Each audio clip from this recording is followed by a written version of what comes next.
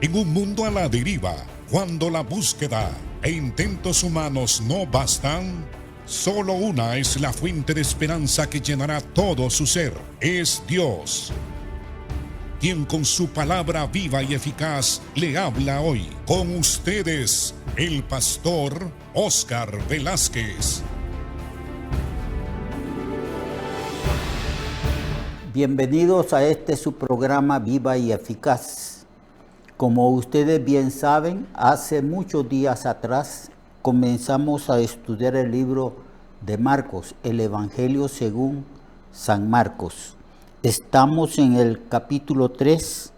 Hoy vamos a hablar sobre la blasfemia contra el Espíritu Santo. El Señor Jesús ejerció todo su ministerio en el poder del Espíritu.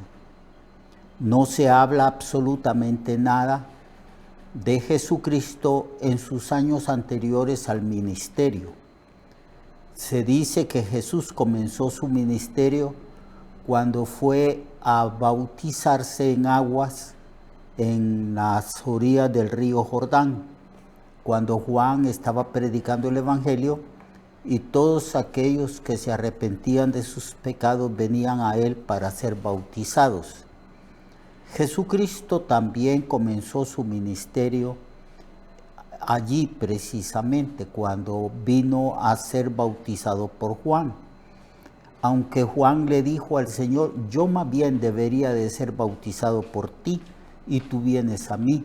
Y el Señor le dijo, deja que se cumple toda justicia, que se cumpla la palabra de Dios, que se cumpla todo lo que estaba establecido por el Señor aún desde antes de la fundación del mundo.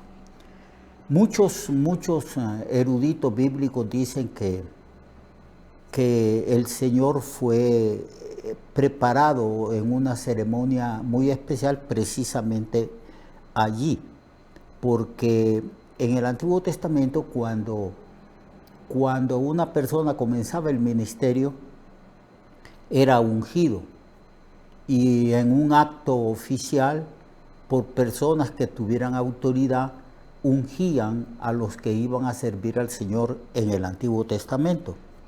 Vemos aquí que Juan, además de ser un profeta y ser el precursor de Cristo, era también de la familia sacerdotal. Y algunos señalan, algunos enfatizan, enseñan que el bautismo de Jesús, por supuesto que no podía ser un bautismo ni de arrepentimiento, ni un bautismo para el problema de los pecados, de ninguna manera, porque Jesús nunca pecó. Pero sí fue como un acto, como si fuera una especie de ceremonia donde este hombre, Juan, siendo de la familia sacerdotal, bautiza al Señor.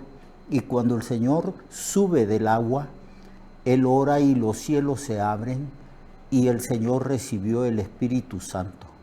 Desde ese mismo momento hasta el momento en que Cristo da su vida en la cruz diciendo, consumado es, Padre, en tus manos encomiendo mi espíritu.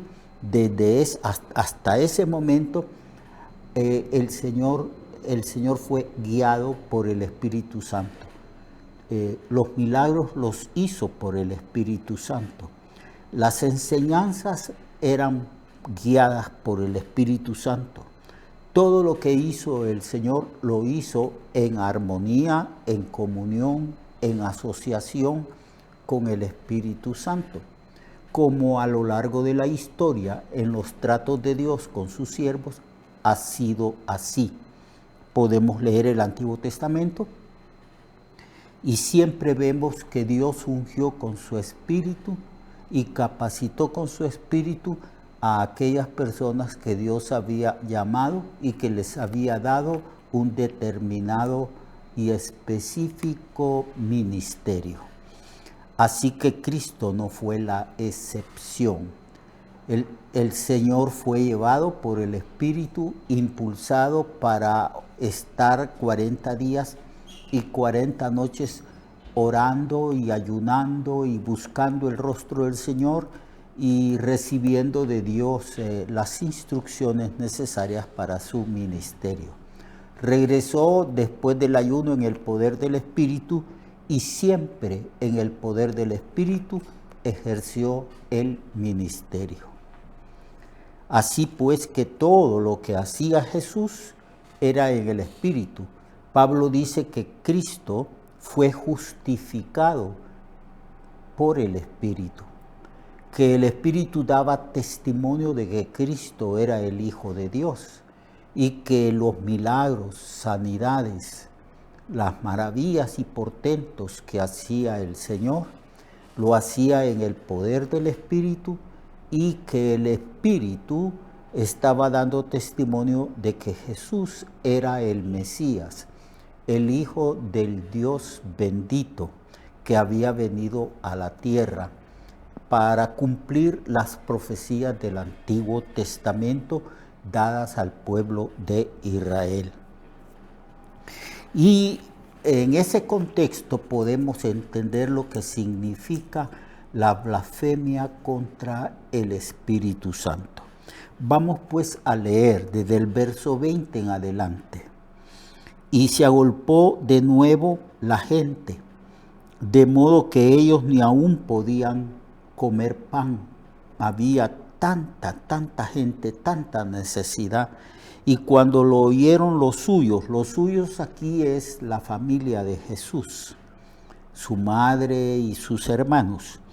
Y cuando lo oyeron los suyos, vinieron para prenderle, porque decía, está fuera de sí. Pero los escribas que habían venido de Jerusalén y que por el príncipe decían que Jesús echaba fuera los demonios y que tenía a Beelzebú, y que por el príncipe de los demonios él echaba fuera los demonios. Esto es lo que decían los escribas. Los escribas eran los que interpretaban la ley. Eran como abogados que interpretaban la ley. Y que al ver que Cristo hacía grandes maravillas, prodigios y sanidades, y como ellos tenían incredulidad, ellos decían que no era en el poder de Dios o con el poder del Espíritu que Jesús echaba fuera demonios y hacía los milagros que él manifestaba, sino que lo hacía por Beelzebú. En nuestro contexto religioso entendemos que la palabra Beelzebú, cuando nosotros la leemos o cuando vamos a hablar de los poderes del maligno, nosotros nos referimos a Satanás. En otras palabras, ellos decían que Satanás había entrado en Jesucristo y que por el poder de Satanás el Señor echaba fuera los demonios. Entonces, cuando ellos blasfemaban de esa manera y hablaban de esta manera, entonces el Señor dijo, y habiéndolos llamado, les decía en parábola, ¿cómo puede Satanás echar fuera a Satanás? Si un reino está dividido contra sí mismo, tal reino no puede prevalecer. Y si una casa está dividida contra sí misma, tal casa no puede permanecer. Y si Satanás se levanta contra sí mismo y se divide, no puede permanecer, sino que ha llegado su fin. Entonces el Señor aquí contesta a la blasfemia, habla a los escribas y les dice que el argumento de ellos es completamente ilógico. Porque Jesús dice que hay dos reinos, hay dos poderes. el poder de Satanás, el reino de las tinieblas, y el poder de Dios, el reino de Dios, el reino de luz, y el reino de Satanás, que es el reino de las tinieblas. Y el Señor, para refutar este argumento absurdo, fuera de toda lógica, el Señor dice, bueno, ustedes me dicen que yo echo fuera los demonios en el nombre de Belcebú. Entonces, ¿cómo puede permanecer el reino de Satanás? Si Satanás se divide contra sí mismo, entonces, ¿cómo puede permanecer y prevalecer y ejercer Satanás su poder sobre los hombres? Entonces, el Señor les dice que esto es un absurdo, que Satanás no está dividido, porque el diablo no puede echar fuera al diablo. El diablo no puede atacar o destruir a sus secuaces, a los demonios que están bajo el gobierno y la autoridad de él. Entonces dice el Señor en el verso 27 en adelante, continuando su argumento en contra de lo que los escribas habían dicho de que en el nombre de Belcebú el Señor echaba fuera los demonios. El Señor luego explica, ninguno puede entrar en la casa de un hombre fuerte y saquear sus bienes si antes no le ata, y entonces podrá saquear su casa. Está hablando en forma de parábola. Y aquí está poniendo un ejemplo. De cierto digo que todos los pecados les serán perdonados a los hijos de los hombres, y las blasfemias cualquiera que sean, pero cualquiera que blasfeme contra el Espíritu Santo no tiene jamás perdón, sino que es reo de juicio eterno. Porque ellos habían dicho que Jesús tenía un espíritu inmundo. En este caso, decían que Jesucristo había sido tomado y poseído por Belcebú, o sea, por Satanás mismo. Pero el Señor dice aquí, para explicarles, que Él echaba fuera los demonios porque Él tenía autoridad sobre los demonios. Ya existían precedentes respecto a esto, porque en varias ocasiones los espíritus inmundos que poseían a las personas, cuando se enfrentaban a Jesucristo, se postraban delante de Él y decían, ¿por qué vienes a atormentarnos antes de tiempo? Sabemos quién eres. Sabemos que tú eres el Santo de Dios, el Cristo. ¿Vienes pues a atormentarnos antes de tiempo?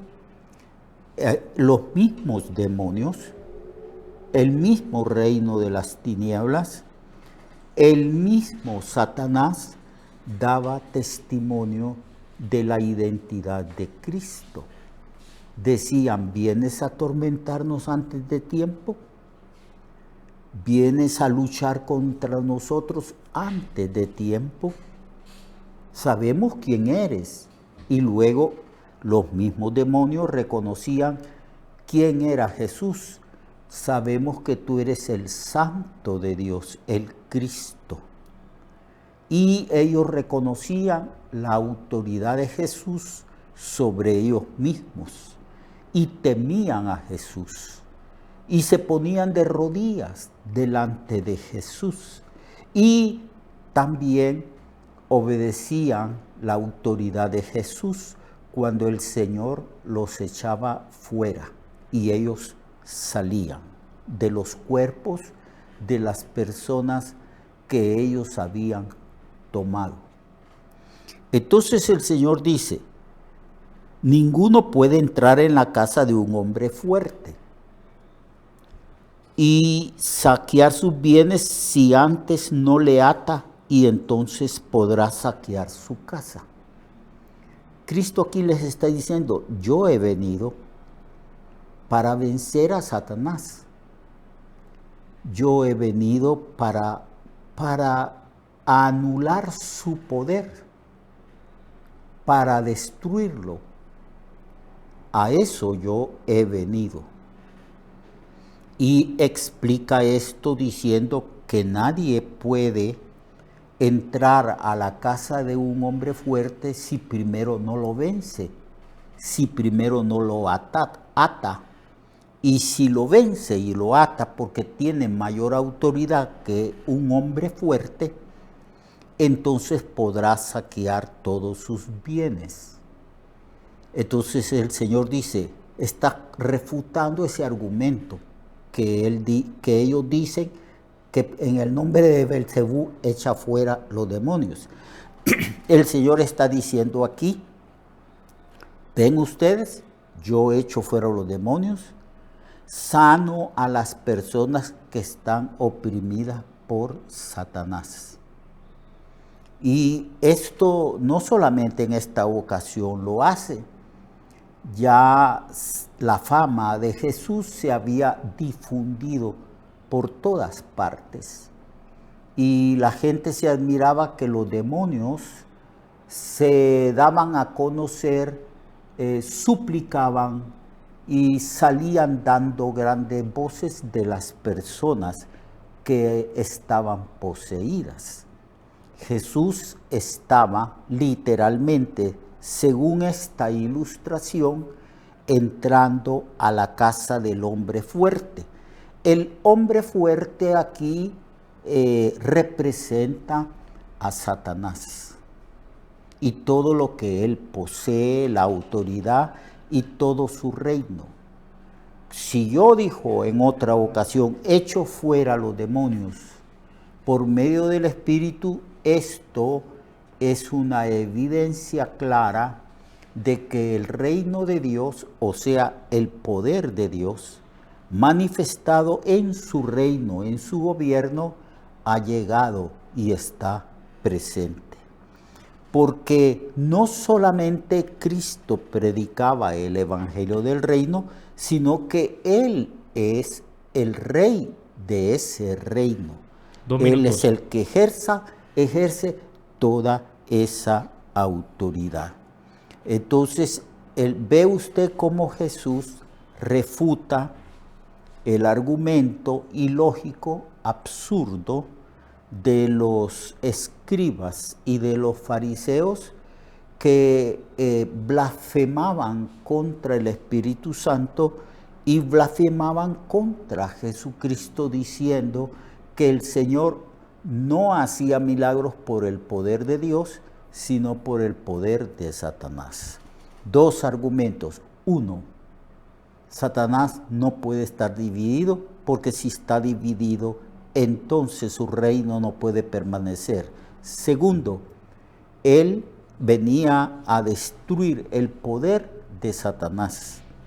El Señor sanó, liberó a todos los oprimidos por el diablo y por esa razón fue ungido, lleno del Espíritu Santo. Mañana, hermanos, vamos a continuar explicando en qué consistía esa blasfemia y por qué Cristo dijo que no podía ese pecado de blasfemia contra el Espíritu Santo ser perdonado ni en el tiempo de Él ni en el futuro. Así que lo espero a usted mañana para que continuemos estudiando estas palabras que se encuentran en el Evangelio según San Marcos. Dios le bendiga y Dios le guarde. Recuerde que su vida puede cambiar y mejorar, porque la palabra de Dios es viva y eficaz, y más cortante que toda espada de dos filos. Hebreos 4:12. Nuestra oración y deseo es que esta palabra predicada lleve mucho fruto. Le esperamos en el próximo programa, a esta misma hora y en esta misma estación.